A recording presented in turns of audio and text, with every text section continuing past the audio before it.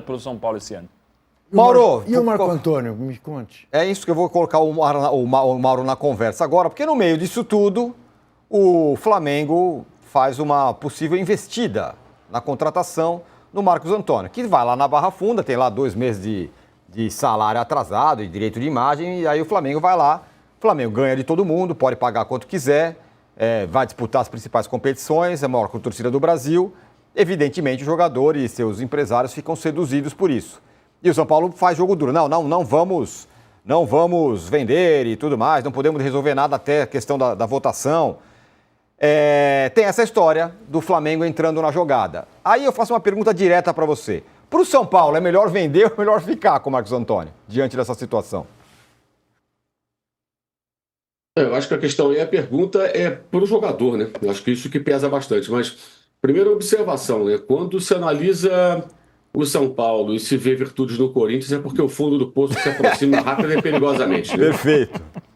Pelo amor de Deus, né? Quando você consegue enxergar alguma coisa boa no Corinthians atual, para servir de referência para o São Paulo, aliás, o transfer ban, como diz o Flávio Prado, deveria ser aplicado que nem remédio, sabe um remédio? E deveria continuar o transfer ban, não tira. Porque assim os caras não fazem bobagem. O que é tratado como algo positivo, na prática pode ser negativo. Tira o transfer ban, vão contratar mais, podem fazer mais loucuras, endividar mais o clube e daqui a pouquinho tem outro transfer ban. É a realidade, é como funciona com essas pessoas à frente do futebol desses clubes, né? Ainda mais quando o time vai para a Libertadores, aí parece que é uma obrigação ter que disputar. Não tem condição, não disputa.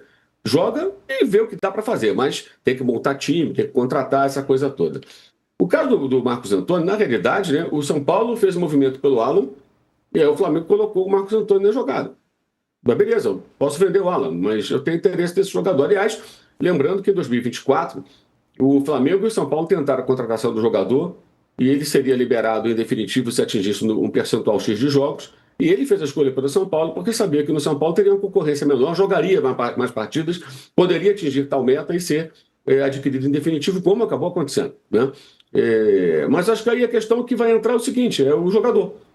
O jogador vai ficar pilhado para ir embora, para sair para um clube que pode oferecer oportunidades não de ser titular absoluto, mas de disputar títulos? Essa é a grande questão. Isso pesa muito hoje em dia, né? Quando fazem a cabeça do jogador, vive o inferno. Aliás, o que São Paulo vive hoje nesse sentido, lembra muito a situação inversa que o próprio Flamengo vivia nos anos 90, quando os clubes paulistas faziam a rapa naquele Flamengo zoado, bagunçado, endividado, uma zona completa, né? E levavam Júnior Baiano, Marquinhos, Marcelinho, Djalminha, Paulo Nunes, várias revelações de um time campeão da Copa São Paulo, vários jogadores que tiveram carreira de sucesso e que foram vendidos a preço de banana, né, pelo Flamengo, que era uma grande bagunça. Agora, de certa forma, você vê as coisas invertidas. É o Flamengo que está estruturado, que tem dinheiro, que é atraente para qualquer jogador porque disputa os títulos mais importantes. E o São Paulo, essa situação que vocês já detalharam, que eu nem preciso repetir nada, é uma grande bagunça política e também é um clube com várias limitações. Eu acho que esse é o ponto. O que o São Paulo sente hoje é o que o rubro-negro sentiu lá atrás, há algumas décadas. E isso é um sinal de como a má gestão pode levar um clube para o buraco. E como eu sempre digo, se pegar o Manchester United, que já foi o maior clube do mundo, o maior faturamento, essa coisa toda, torcida global, e levaram para onde está, qualquer clube pode ser levado, qualquer um, inclusive os que estão por cima hoje no futebol brasileiro, podem amanhã estar numa situação difícil se caírem nas mãos de gente desqualificada para fazer a gestão de um clube de futebol. E o São Paulo paga por isso, né? Paga por isso e o sabor do poder é tão bom, né? É tão saboroso o poder que os caras não largam o osso de jeito nenhum. Vamos lembrar que o próprio presidente do Corinthians saiu de lá porque foi tocado de lá. Senão estaria até hoje no poder. Se tivesse conseguido montar uma articulação política para se manter, para sustentar o poder, ele estaria até hoje lá.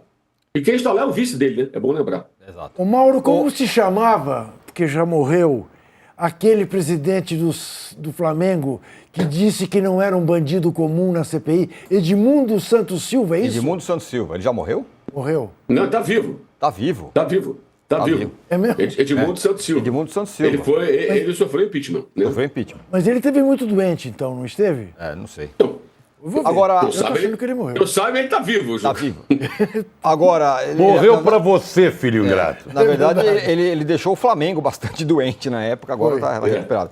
Agora, ficar sem o Marcos Antônio, enquanto o Marcos Antônio jogava no São Paulo, o time ganhava. Quando o cara saía do Mas que você sabe estava que eu acho machucado, engraçado? perdia. Quando ele chegou no Brasil, ninguém sabia quem era esse Marcos verdade, Antônio. é verdade. Quem é esse cara? Joga nos Estados mas joga Unidos. pra cacete. Não, eu sei que joga muito. Mas ninguém sabia quem era, direito. É verdade. E chegou pro São Paulo, o próprio torcedor de São Paulo ficou meio desconfiado. Isso é reforço. De repente o cara foi se encaixando, chegou até a ser lembrado. Ele foi A convocado. seleção machucou. Foi convocado para a seleção brasileira. Foi, Isso. machucou e não... E hoje é um jogador fundamental para o que resta do São Paulo. E pretendido pelo Flamengo para ser reforço, porque o Flamengo precisa, pelo volume de competições, pela qualidade das competições que vai disputar, precisa ter elenco ali para... Veja você, o Flamengo estreia no campeonato, até o Mauro pode falar disso, no campeonato carioca. O Flamengo não está disputando a copinha, que o Flamengo sempre presente, conquistando, revelando jogadores e tal, porque o time sub-20 vai disputar o campeonato carioca. Veja você como é que é o negócio. É isso. Não é? O Flamengo joga, eu acho, contra a Portuguesa, se não me engano, na estreia do campeonato carioca. Domingo, da né? Portuguesa. É isso aí, Volta Redonda. Quero justificar... Tigoni, Oi. só um detalhe aqui, o Juca, informação, hein? Informação é o nosso esporte, e Trajano? Informação é o nosso esporte. Já foi. Há 4 horas, Edmundo Santos Silva fez uma postagem no Instagram citando Jesus. Então, vivo, eu então, ia... Jorge. Olha Ele tá aqui, vivo, olha poxa. aqui, Mauro. Eu ia me justificar diante de todos a minha confusão. Estou vendo aqui uma notícia do UOL. Ex-presidente do Flamengo vira evangélico e diz que cogitou suicídio após prisão. Eu fiquei com essa coisa de que ele tinha morrido. Vivíssimo, tá aí. Isso. Agora, Arnaldo, duas coisas para fechar o assunto. Marcos Antônio, e aí? Eu gostei da expressão do Trajano. O Marcos Antônio é o que resta do São Paulo. Sem o Marcos Antônio, aí vamos lutar para não cair, tá tudo bem, esse negócio. E aí uma discussão que eu tive com o Arnaldo mesmo ontem, tipo assim, olha, se o Flamengo chegar com uma bala, você vai fazer o quê? Vai ficar com o jogador, aumentar o salário dele, depois não tem dinheiro? Mesma coisa que diz que o Corinthians está recusando 100 milhões pelo Yuri Alberto. Pois é. Não pode recusar nada. Essa é uma questão. E a outra, para fechar o assunto São Paulo, Arnaldo, como é que o Casares chegou aonde chegou? Não chegou nesse lugar horrível que ele está agora, mas chegou à presidência do São Paulo. Qual o caminho dele aí no São Paulo? O Casares, ele está na política do São Paulo há muito tempo, né? Ele é curioso, o Casares ele é advogado, mas fez carreira, aliás, quase todo mundo no São Paulo é advogado, hein? Mas fez a carreira nos meios de comunicação como diretor de marketing, né? Em várias... Competente. E lá atrás, quando o São Paulo ganhava, na época do Juvenal Juvencio presidente, Marcelo Portugal Gouveia, ele era diretor de marketing, foi diretor de marketing, cunhando expressões como soberano. E agora você vê onde está o soberano. De lá para cá, ele foi vice do Carlos Miguel Aidar, que foi o presidente que não foi empichado, mas que renunciou, e se tornou presidente do São Paulo, que era um sonho antigo, vencendo o Roberto Natel nas eleições pós-Leco, com uma larga margem, né? E de lá para cá teve um primeiro mandato de relativo sucesso pós-pandemia. O São Paulo voltou a vencer um ou outro campeonato, mas quando vivia seu melhor momento como presidente, ao final do primeiro mandato, deu o golpe no estatuto junto com o presidente do Conselho Deliberativo, conseguindo a aprovação da reeleição, como a gente já viu na vida, né?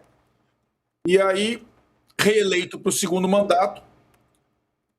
Quando abrem a caixa preta para o segundo mandato, percebe-se que, além de 2 títulos, o São Paulo duplicou a sua dívida. Ele tenta, no segundo mandato, uma guinada financeira para recolocar o clube nos eixos. Começa com algumas parcerias, ensaia SAF para cá, tenta fundo da base, Grego, Marinax e tudo mais. E, no final das contas, com as matérias, com as investigações, se vê nu nesse momento e sem apoio para continuar governando o São Paulo. Quando o Danilo fala, e acho que isso para nenhum governante gosta de renunciar ou ser empichado, né? Mas, aí o curioso, o Juca conheceu bastante as trajetórias do Carlos Miguel Aidar. O Carlos Miguel Aidar, que depois de um ótimo primeiro mandato e um segundo mandato terrível, aconselha o Casares a não renunciar e a lutar até o fim para a permanência no comando do São Paulo, porque ele, Carlos Miguel Aidar, chegou à conclusão do seguinte: eu renunciei para deixar o São Paulo em paz e tentar me defender na esfera jurídica. No final das contas, o Aidar foi absolvido na esfera jurídica das acusações, acabou expulso do conselho e ficou para a história do São Paulo com um presidente corrupto que renunciou. Então, para o Aidar, ele falou, não adiantou nada a renúncia. Pensar no São Paulo em primeiro lugar. Você tem que pensar em você em primeiro lugar, Júlio Casares. E o Júlio Casares está pensando nele em primeiro lugar. Sobre o Marcos Antônio, aí vamos ver se o Marcos Antônio vai pensar nele em primeiro lugar ou no São Paulo. É o que o Mauro falou. Na primeira oportunidade, o Mauro também descreveu, ele preferiu o São Paulo ao Flamengo. E acho que ele se deu bem. Como o Trajano lembrou, ele foi convocado para a seleção brasileira jogando nesse timinho do São Paulo. Vou repetir, neste timinho do São Paulo, né? Então tem que ver. Agora o São Paulo acena dar a camisa 8 para ele, aumentar o salário e tudo mais. Depende muito do jogador. É claro que a situação toda ela fica desconfortável para qualquer jogador do São Paulo, né? Para qualquer jogador do São Paulo.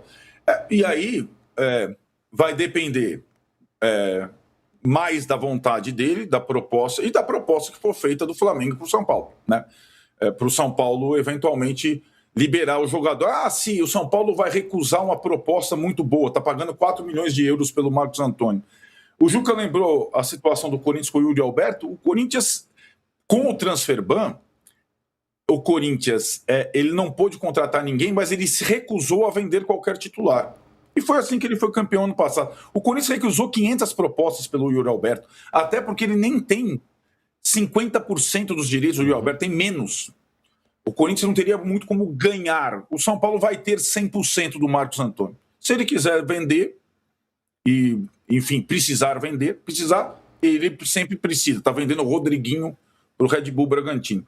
Mas eu estou com o Mauro, vai depender muito da vontade do jogador. E às vezes o jogador é melhor ficar num lugar onde ele domina o terreno, né? E no São Paulo hoje ele domina o terreno. Mauro, vou a você, porque para falar agora do Flamengo, o Flamengo fez a investida no Caio Jorge, o Cruzeiro segurou. Vai ter que dar um aumento lá de salarial para o Cruzeiro. Agora investe no Marcos Antônio, talvez para ficar, o Marcos Antônio vai ter que ter um aumento salarial para um time que está afundado até o pré-sal em dívidas. Você entende que isso é uma estratégia que o Flamengo está fazendo? Ele vai em cima de um jogador importante do outro clube, obriga esse clube a gastar dinheiro para manter o cara, enquanto o Flamengo pode ir, olha, se não for esse aqui vai ser aquele ali, se não for aquele ali vai ser o outro ali. Você entende que é isso que o Flamengo está fazendo? E qual você acha que pode ser a próxima investida aí? O Flamengo tem, de fato, interesse no Caio Jorge, né? Isso aí é fato, não é uma tentativa de contratação só para